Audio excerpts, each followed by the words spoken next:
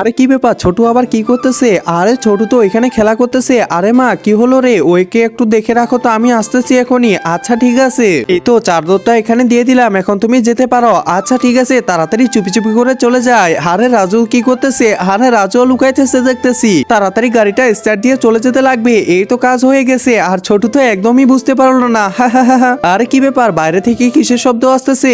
আরে মা তো মনে হয় চলে গেল। মা কি এটা আমার সাথে ঠিক করলো? যাই তাড়াতাড়ি রাজুকে নিয়ে নেই। আরে কি ব্যাপার, রাজু আবার কোথায় চলে গেল? আরে দেখো দেখো, রাজু কত উপরে উঠছে। এই রাজু, তুই কেন উপরে উঠছিস? তাড়াতাড়ি আমার কাছে আয়। এই তো ওকে নামিয়ে এখানে দিয়ে দিলাম। এই রাজুকে নিয়ে আমি আর পারি না, তাড়াতাড়ি কাজগুলো করি। আরে চোখের পলকই আবার কোথায় চলে গেল? আরে আবার উঠতেছে। এই তো আমার কাজ শেষ করে আমি বাসায় চলে আসলাম। যাই দেখি তো রাজু কি করতেছে। একজন মা কতটা আপন হয়ে থাকে, যার মানেই তাকে জিজ্ঞাসা করে দেখো। তো দেখা যাক বন্ধুরা, এই মায়ের জন্য কে ভিডিওটিতে লাইক এন্ড সাবস্ক্রাইব করে। আর যারা মাকে ভালোবাসো না, তারা ভিডিওটি থেকে দূরে থাকো। আরে কি হইতেছে তোমাদের সাথে? আরে দেখো তোমার ছেলে আমার কি অবস্থা করছে। রিমি তুমি তাড়াতাড়ি তোমার ছেলেকে নাও। আচ্ছা ঠিক আছে।